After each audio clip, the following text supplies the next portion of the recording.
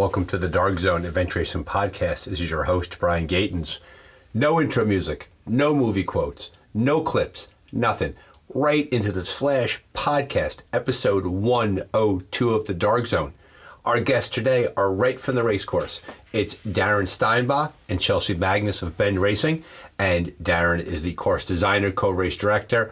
Chelsey is the everything of the organization. And they're here to talk about Expedition Oregon. This is a Flash podcast. It's a little raw, a little unfiltered, a little lately edited, but it's here for you to enjoy. It is right from the race course. They talk about the race, the things that happen, the things they love. There's some emotion in there. They do a great job, and we are so grateful that they came onto the Dark Zone for this episode 102, a Flash episode coming to you from Expedition Oregon. Sit back and relax and enjoy. Welcome to the Dark Zone Adventure Racing Podcast. This is your host, Brian Gatens, a Flash podcast. We love to do these from time to time. We call into a race that's going on right now. We get a hold of personnel at that race, and we talk a bit about the event that they had. Right now, we're coming live from Expedition Oregon. Across the country, we are talking to Darren Steinbach, who is the course designer. It's his baby. It's his backyard. He built it, co-race director with Jason Magness. And we have Chelsey Magness, whose titles are far too long to mention for this, but she's logistics, team coordinator, community sponsor. They are part of the great team that has put on a fantastic race, Expedition Oregon 2024. We have winners that are in. We have teams out on the course. It's sunny. They're exhausted. They're tired, but they're here. Darren, kicking it off with you. Tell us about the race. How is it going so far? Hey, Brian. It's going really well overall. You know, there's a few quirks behind the scenes and stuff, but I think the racers are having a really good time, or at least, you know, relatively speaking. And it's actually running pretty smooth. We were pretty stressed out about the crossing on the Columbia on the first day, and then getting people out of that section on the first night, which, you know, if you squint real hard, you could say happened and along the course. But that's all kind of passed. And now there's a few safety concerns, just dealing with people who are sleep deprived. But overall, they're moving through the course smooth, and things have been going well. And the finishers have seemed happy, which is really nice. Very happy. Yeah, we ended with. Okay, Chelsey. Go ahead. Oh, okay. No, we ended with an amazing last leg that have kept the spirits high. Yeah. And if I understand correctly, as of right now, and just for the record, it's 7:40 p.m. Eastern Standard Time. It's 4:40 out by you. But first off, beautiful out there. Sun looks great behind you. Am I correct that we have 4 teams that have come in so far? We have No. Keep going. What do we have? It's I think it's 6 teams. So it's been Bend Racing, Fear Youth, Kumo. Was it? It wasn't Sardines yet. Was it Sardines? I think it's Sardines in 4th. Yep. And then Usway. Okay. And Honey Power. Yep, Honey Power from Estonia. But that is not the standings. Yeah. We want to be clear on that. That's just people that have crossed the finish line. They've crossed the finish line. Right. And to the point, the Flash podcast is going to go out tonight. We always tell dot watchers, listeners to the Dark Zone, fans, is that all of the trackers, all of the points are all unofficial until the race directors do all the math. The checkpoints, the penalties, the time, all of that, right? So I want to be really clear with everybody that as they're listening to this and looking at the trackers, wait for the official announcement from the race directors regarding who won the race, which I think, by the way, Darren, is a pretty good sign of the complexity and the severity and the challenge of the course. This was not a cakewalk. The race that you built is a strong, hard race. Tell us a bit about it, and tell us a bit about the course that you put together out there. So it's kind of like 4 big sections that could be like amazing events on their own. It's the big mountain bike, and then that was a huge 80. What did we put? 80 miles of mountain biking into the night. We started them in the evening, and we didn't just do that because we like torturing people. It was so we could get people to the river for the second stage, which was just basically its own multi-sport event. We wanted to get them through that in the daytime, because the wind picks up here in the afternoon, and we were having people pack raft on a mile-wide river downstream but upwind with their bikes on their boat for 10 miles. 10 miles. And it wasn't easy. And the earlier they get to do that, the better. And then the next part of that was climbing, orienteering, trekking, and biking in a state park that is only open during daylight hours. So that's why we started at night.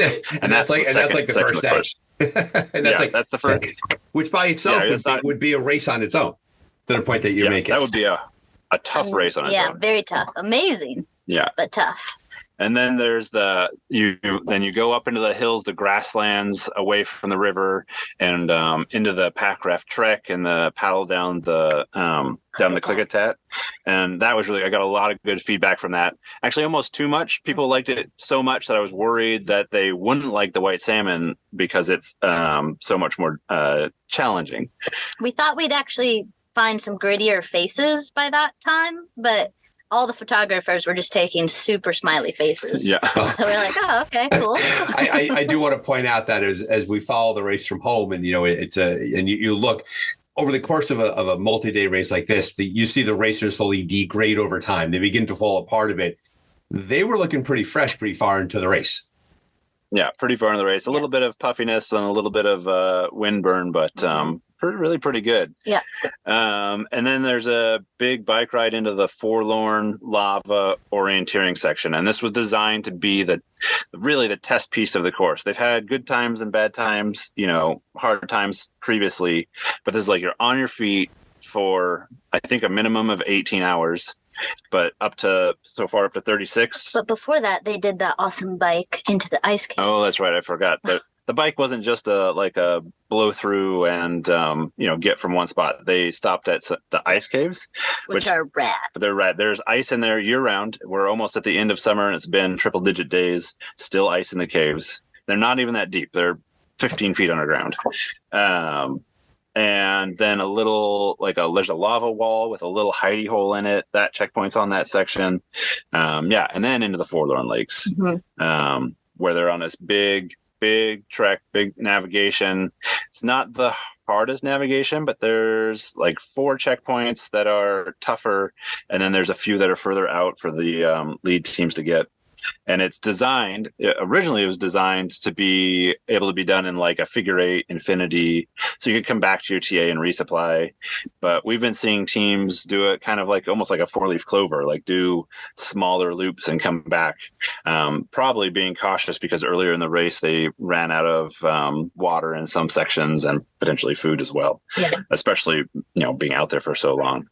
And are you finding your time estimates that you have out there? You have the time estimates that the teams are going to do. Clearly you have teams that have finished, that have come in, and obviously there's a tail of the race. Are you finding that the challenge of Forlorn coming that late in the race has really challenged a lot of the teams successively? Yeah, it was kind of part of, other than just being a hard orienteering course, we were also trying to make it so that the teams didn't get to the paddle put in on the white salmon until late on Wednesday, right? Yeah, late on Wednesday. Sorry, it's hard to figure out what day it is. Well, adventure racing, right? There's the first day, there's the last day, and there's all the days in between. Yeah. Overall, I think your time estimates were really good, though. Yeah. I was a little scared that they were too conservative, but then I started looking at the teams and the course, how it all wrapped up, and I was like, oh, actually, they were pretty spot on. Yeah, I've been working real hard on the time estimates for our races the last little bit, and have been able to get them pretty good. I'm sure I'll be off by a little bit, especially on maybe some of the slow times for teams struggling, but for the fast times, we're good. We're good. Yeah. That's really what happens. Yeah. And bend racing did beat some of them. And so did some of like Kumo, I know, beat one of our bike ones, but that I know as a top team ourselves that really likes to be competitive and go fast, that feels good to beat the race time estimates. So it's not a bad thing, I don't think. I think if anything, that's a good feeling. Yeah, don't mind it at all. I'm actually happy to be, especially if it's only by an hour or two. Yeah, definitely. It's a win for the lead teams and a win for us. Mm-hmm. You talked about the teams having a hard time out there logistically in terms of running out of water, things like that. From what I understand is that this was one of those races that they're just out there the entire time.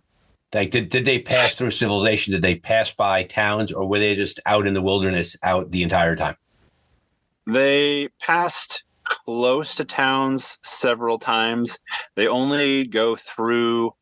So on the bike, they went through like a little hamlet outside of a town, and actually there was some trail angels there that helped a few of the I racers heard out. about that. We Tell that didn't story a know little at bit. all. Was that the Peaches?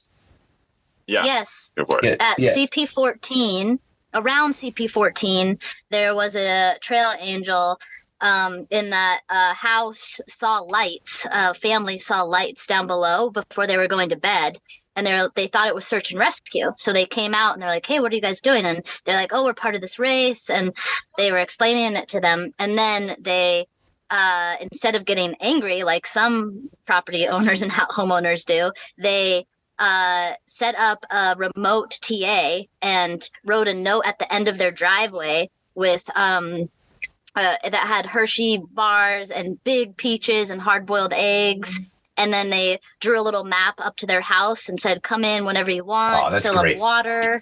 Oh, So what a great that story. was a really cool story. Yeah.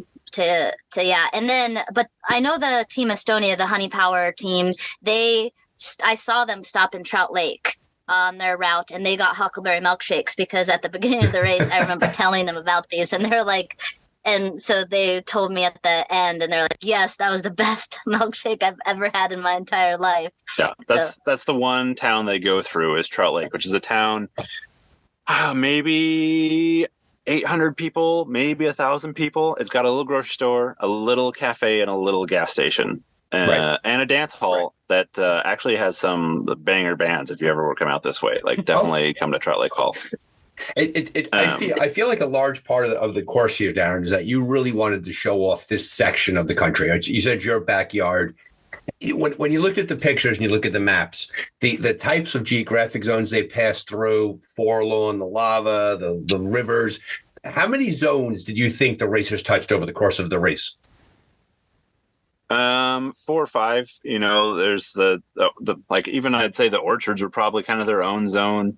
You know, the trails up by the mountain, the in the river valley here, the high grasslands, the high pine forest, the alpine, subalpine lakes, and the lava. I would consider that its own zone.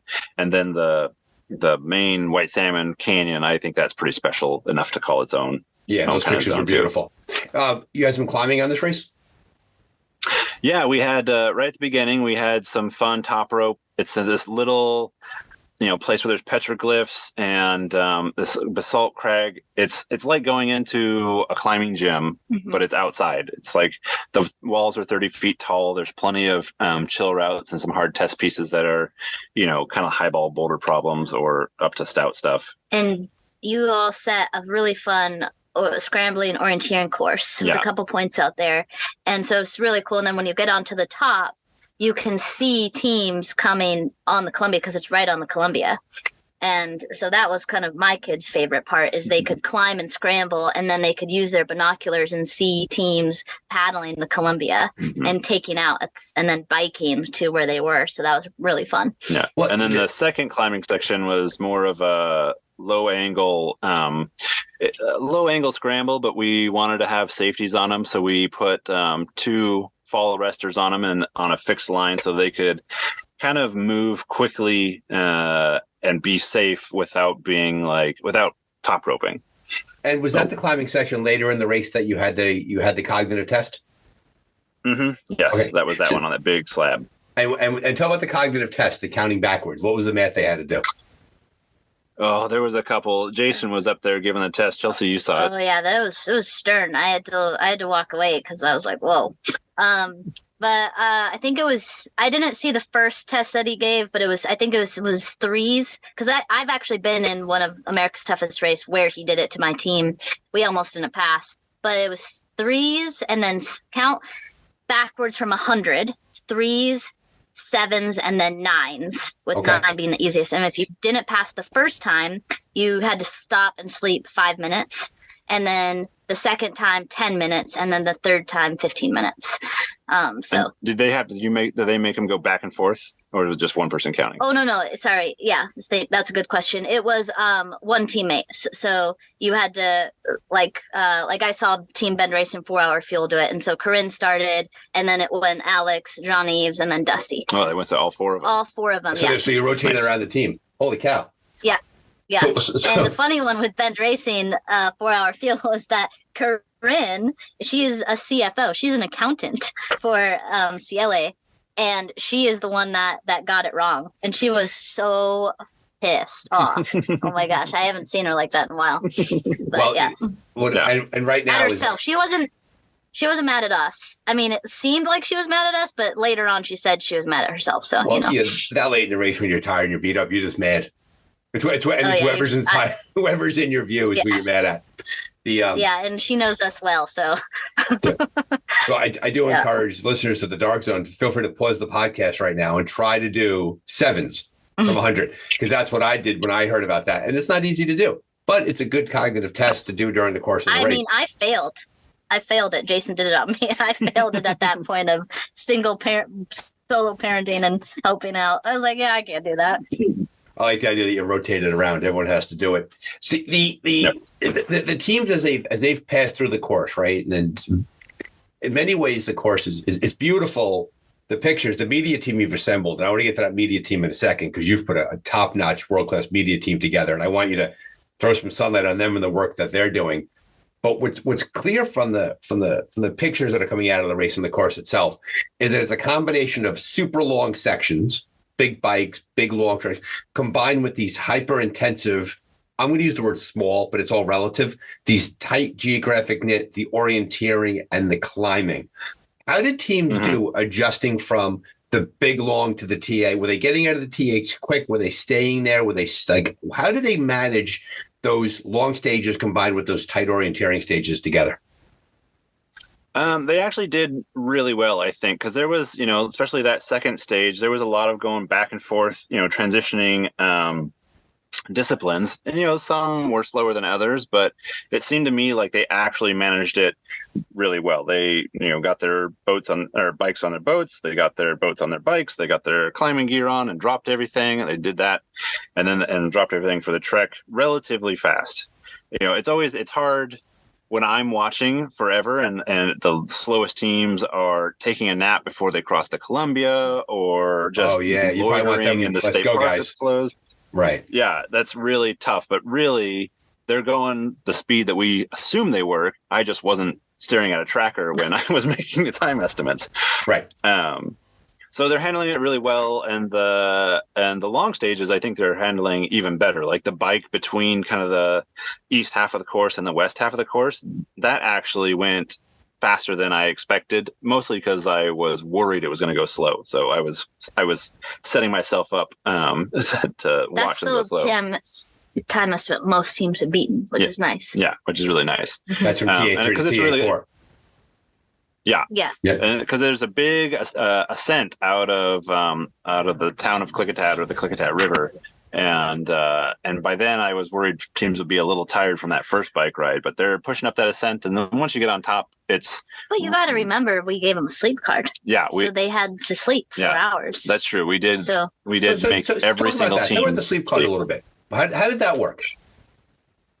So that worked. There's a paddle section that we wanted to put in, and I didn't want to put a dark zone on it. It's a really easy river. Like I would consider it class 1, not flat water, moving water, and that's it. But paddling at night is always dangerous. You could always fall asleep, drift into the brush on the side of the river, and have something happen.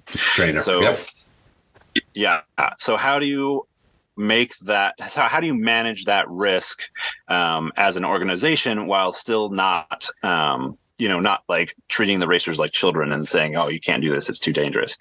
So I worked it out. Jason was talking about some sleep card stuff, and he and I were shooting stuff back and forth. I think we involved Dan too in some of the discussion, and decided that what would be best is if we could say, okay, we want you to sleep on this section. It's going to take most teams more than, up to 24 hours to do it. So it's going to be dark at some point. We want you to be rested enough that you could paddle safely on this or sleep through the night, but not feel like you sacrificed positioning to be safe. We want you to be safe without sacrificing your race. So we thought, okay, we'll do 4-hour sleep card. And then as we just talked about it more, it was like, okay, it has to be in a manned place. The tracking isn't there yet to where we could just trust people. So we put, we had 3 spots on the course where we thought you could do it. And when it went out there, we kind of discovered a 4th spot that was just down the river where we could put another person and have another sleep station, so that if you got on the river, thought, with confidence and thought we could do this, and then decided, oh, that was a mistake, there's a spot for you to pull off and sleep. And then we just decided, amongst ourselves, talking about the logistics of it, that it needed to be at least 2 hours, either 2 2-hour segments or a 4-hour segment to make sense. And you could do it at any of these 4 spots. And then continue racing. So that's kind of just how it came about. And I know there's maybe a little bit of, some people like sleep cards, some people don't, but I think it worked really well for this race. I'm actually really proud of it. And we didn't do it for any of the rest of the course. It was just the one section. So if you wanted to continue on with 0 sleep, fine, that's up to you, unless if you got a penalty because of the cognitive test. Yeah. Or you could, sleep more. Some teams slept for 8 hours at TA3, which we didn't want them to do. Didn't necessarily want them to do, but they did it. So that's an interesting. So clearly, by prioritizing the safety found in being well rested, does the sleep card took away the incentive to push yourself into much of a sleep hole that you would be cognitively impaired. So, and by having that card for everybody, every team was required to do it at that point. So there was no benefit to putting yourself into the ground, which increased the safety. And I'm assuming the sleep card had to be done. The sleep card expired, if you will, after that section. Once that section was over and you kept on racing, it was no longer an issue. You just wanted to get people into that one section well rested. Yep. We just, we had it at TA2, 2 checkpoints, and then TA4. And after that, 3. Sorry, my counting doesn't work. I wouldn't pass the test. And then after that, they had to have it filled out by then. And after that, they continue on and not worry about a sleep card. Got it. And then obviously you had the other side of the sleep issue is that we talked already, the cognitive test, the fact that there was something that had to be done when it came to the sleep you were going to do. One thing we've seen coming out of the race is the strong media team that you've assembled between the images, the videos, the updates, the social media. Talk to us about what kind of team you have out there and how's that going? So we have a pretty strong media team. It's not overly big, I don't think, but we've got 2 or 3 photographers and 2 or 3 videographers, and then people that switch back and forth and switch back from a handheld to drone. Editor. And an editor who goes every night and puts together our shorts and our reels and our longer form, as long form as we're going to do this during the week. And it's been working really well. And that whole crew, they feed media, edited media to a WhatsApp group that all of the commentators and social media posters are on. And so it's constant. There's a constant stream of incoming photos and some context that goes with it. And then everyone that we have posting on Facebook and Instagram and YouTube are pulling from that, either directly from the WhatsApp group or from the Google Drive and posting it out as quickly as possible with hopefully some sort of context to, let people know what they're seeing. And we didn't put a limit on it. Just go for it. It's a fire hose. Go get it. Yeah. Not only a fire hose, but we want we don't want the course designer is doing the best job and the referee and all this. It's tell what's going on. Is there, did something happen? Was there a controversy? Is there a weird route choice, or was there a mistake somewhere? We want everyone to see it and be in front of it. The good, the bad, and the gritty, so that people understand what's going on and understand what's going on with their friends and family as well. So that's an interesting philosophical decision to make around a race, right? Because in race directors, logistics people, media people all have different philosophies about this, right? So sometimes you'll watch a race, a stage will happen, media is collected, and then they publish a day recap the next day. What you're saying is that you wanted to have an outflow of information out to the general public over the course of the race, recognizing that context might be lost, recognizing that controversies might come up, but you're just like, listen, you're putting it out there to the world, and this is who we are, and we're going for it. Yeah, we want to get out in front of all that as quickly as possible, whether it's good or bad. We want everyone to see it as soon as possible, so they always know. Even if their tracker isn't updating, here's a photo of your family, so you know that they're out there, working hard. And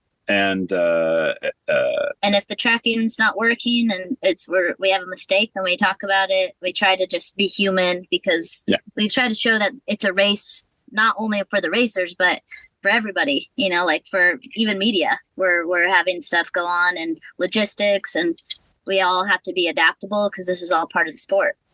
When I interviewed Stefan Muller, we talked about the Event Racing World Series Championship in South Africa. He talked about how he thinks the real documentary is not following the racers around. The real documentary is embedding yourself into the race logistics, the behind the scenes, the moving the equipment, all like that's the story to tell. Is how this traveling circus is the phrase that I use. How the circus comes to town, and for 5 days, this community moves its way around, warts and all, and eventually finishes up someplace else. So I think that's you're capturing that. So Chelsey, let me ask you a question on that, because you've been involved in Expedition Oregon before through Ben Racing, and you and Jason obviously are deeply involved in that. That kind of philosophy with media, was that an evolution in that approach, or did you always do it that way? I think we've always tried to do it that way. I think we've always been, even when we're racing, we try to bust out the camera when stuff is going wrong. We don't try to shy away from being perfect humans or race directors or racers. And so, and I think we really try to show the world what's going on real time. And for us, the best way to do that is to just put it out there as it comes. It just is what it is, right? I was going to say, and then one of the goals is to also not just like put stuff into the ether and then abandon it, but when we put stuff out there, there's going to be questions and comments, and it's really tough to respond to all those. But the goal is to like take those in and either make more posts about what we see from the community, or directly that's a direct line to the people that are paying attention to the event. And we want to be able to engage directly with them as much as we can while we're out here like being crazy out in the woods. So you want the viewer at home to have as immersive an experience as possible.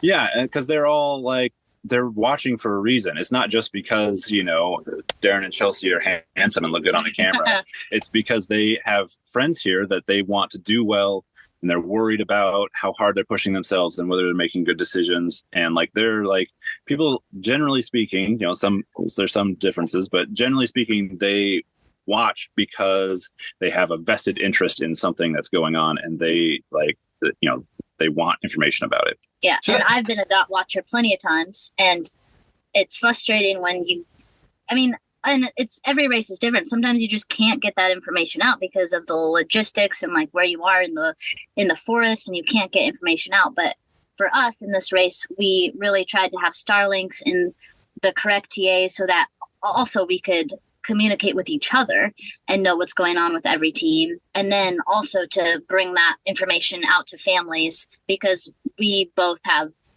know what that feels like to not know where your team is or what's going on, or what the story is. The more information that's out there, it's as far as I'm concerned, it's safer that way for everyone, for families, for us.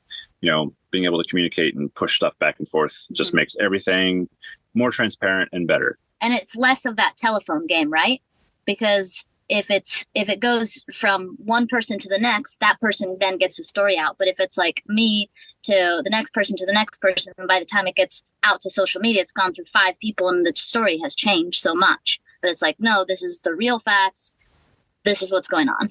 Interesting. So two things there. First off, you have an incredible amount of faith in the viewer, right? Assuming that the person consuming the race has context, understanding. And to your point, they're not watching it by accident. They're watching it with a vested interest. So therefore, you have a belief that they could process all the information. That's one thing.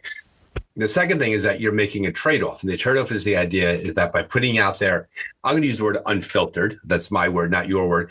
By putting unfiltered content out there in a big way to the viewer, you're acknowledging the fact that that might require greater explanation from you. And while there's a level of possible misunderstanding, you'd rather unravel that on the back end than work on putting together a packaged thing to give to the public. This is what we want you to see. Instead, you're like, this is it, warts and all. Like, here's our experience. You're along for the ride with us. Yeah. The one thing that we don't do, though, is the live. We don't do much Facebook Live or Instagram Live because that's just makes the viewer just have to like watch all the time. Right. So we do actually like to put out stories with pictures or have the commentators kind of take time to analyze the tracker and be in our WhatsApp group to ask people who's on the ground what's actually going on, and then putting the actual story out rather than the viewer seeing it live and then making up their own stories in their head or like having to watch the full live video. That's something that's a little bit different than what we do. Yeah. So it's not completely unpolished, but it is as direct as we can be. Mm-hmm. As we want to. Like, yeah. Good way to describe it. So what is taking you by surprise during this race, right? You plan, you put it together, you roll the course out there, and then over the course of the 5 days of the race, 6, 7, 3, 4, however long a race may be, it never really goes as the race personnel thought it was going to go.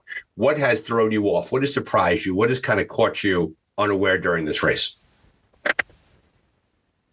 I mean, I don't know. It's a little bit weird, but to say, I guess. But like, what caught me off a little bit was the kindness of strangers to the racers, and I mean, because this is this is wild country out here where people like their privacy, and then also the support I've heard from the racers themselves. Like everyone, I don't know all the racers, but I think everyone knows that I designed the course. And they've been, they've told me what they think about the hard sections, but they've all been really supportive regardless. And that's, it's always really touching for me. And I just I don't know why I don't expect it, but I think that's just, we could dig into my psychology if we wanted to, but I think that's a different podcast. Right. And I think the idea that at its very, very core, an adventure race is an act of faith. It's an exchange between the course designer, the race director, and the racer themselves, right? Mm-hmm. And we believe in you to give us this thing. We're going to bring our best selves to this. And then along the way, we're going to be in your care over the course of this race. And I am agnostic to the length of the race. And so there's that exchange of relationship that takes place, and you want that to go well. I've been involved in multi-day races as helping logistically, volunteering for them and taking part in them. The level of care that race directors, course designers bring to their teams is really something else, right? That you want people to have a good time, to come across, to be safe primarily, but then to really enjoy themselves along the way. And so I think you're talking about that out loud, right? That you're feeling that too. Chelsey, how about you? It's the same.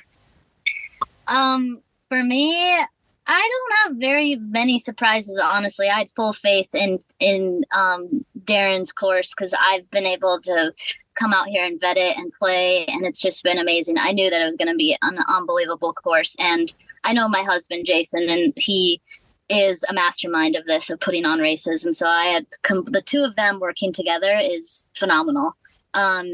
I guess my only surprise maybe was how hard solo parenting during all this was while supporting, while being out there. It's just like my own transitions with two little kids. And but also I'm very touched and surprised of how adaptable my own two boys have been throughout this. Mm-hmm. I've had one meltdown and that's it.